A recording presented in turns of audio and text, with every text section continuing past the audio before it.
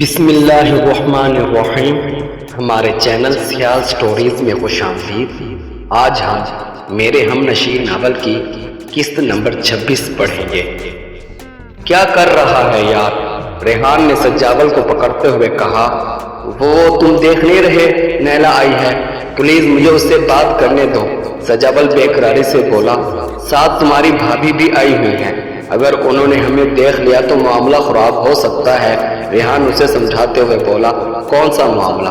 میں کچھ نہیں سمجھتا، پلیز مجھے جانے دو۔ سجاول بے تابی سے بولا۔ ریحان نے اسے مضبوطی سے پکڑا ہوا تھا۔ بے وقوف نہ بنو، چلو ادھر سائڈ پہ آ جاؤ۔ ریحان اسے کھینچتے ہوئے سائڈ پر لے آیا۔ اس دوران سجاول نے دیکھا کہ نویدہ بھابھی نیلا کو لے کر ڈاکٹر روم کی طرف بڑھ رہی ہیں۔ مجھے لگتا ہے نیلا کی بھی طبیعت خراب ہے، ابھی میں نے نیلا کو بھابھی کے ساتھ ڈاکٹر روم کی طرف جاتے ہوئے دیکھا ہے۔ سجاول گھبراہٹ میں بول رہا تھا، وہ جلد از جلد نیلا سے ملنا چاہتا تھا۔ یہ وہی پیار کا جذبہ ہی تھا جو اس کے دل میں ایسا ایسا پیدا ہو رہا تھا، مگر ریحان یہ سب نہیں تھا۔ وہ اسے بس یہ سمجھ رہا تھا کہ سجاول ویسے ہی نیلا کو ملنا چاہتا ہے۔ یار کیا ہو گیا ہے؟ ملاقات ہو جائے گی، اتنا کیوں گھبرا رہا ہے؟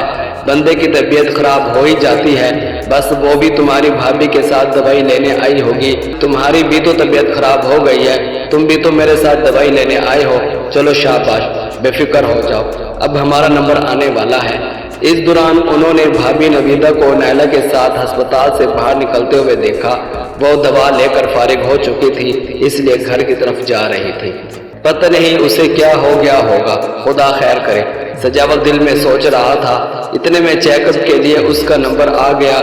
وہ بھی چیک اپ کروا کر دوائی لینے کے بعد گھر آ گیا۔ تم نے مجھے نیلا سے کیوں نہیں ملنے دیا؟ تھوڑی دیر بعد سجاول کی طبیعت کچھ ٹھیک ہوئی تو وہ ریحان سے شکوہ کر رہا تھا، کیسے ملنے دیتا؟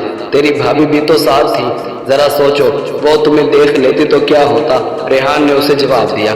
سجاول نے بھی ایک لمحے کے لیے سوچا تو اسے لگا کہ ریحان نے واقعی ٹھیک کیا ہے۔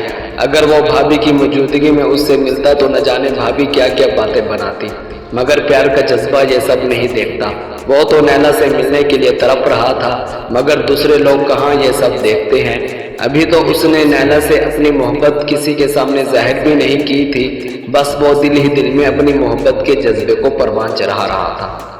یہ دوائی کھا لو، عفت بیگم نے نیلا کو دوائی دیتے ہوئے کہا۔ نیلا نے پانی کے ساتھ گولیاں اپنے حلق میں اتاری، اب وہ کچھ بہتر محسوس کر رہی تھی۔ صبح نویدہ ہسپتال سے اس کا چیک اپ کروانے کے بعد گھر جا چکی تھی۔ اسے گھر میں بہت سارے کام تھے، اوپر سے یہ ٹینشن کہ نیلا کی طبیعت خراب کیوں ہے، وہ سوچ سوچ کر پاگل ہوئی جا رہی تھی۔ کیا ہوا، پریشان ہو؟ رات کو نویدہ جب بیڈ پر سونے کے لیے لیٹی تو وکاس نے اس کا بجھا ہوا چہرہ دیکھ کر پوچھا۔ نہیں، بس ویسے ہی، اس نے بات گول کر دی۔ وکاس چادر اوڑھ کر سو چکا تھا، مگر نویدہ کو نیند نہیں آ رہی تھی۔ اس نے گھڑی کی طرف دیکھا، رات کے 9:45 بج رہے تھے۔ آگے کیا ہوا یہ جاننے کے لیے اگلی قسط کا انتظار کریں۔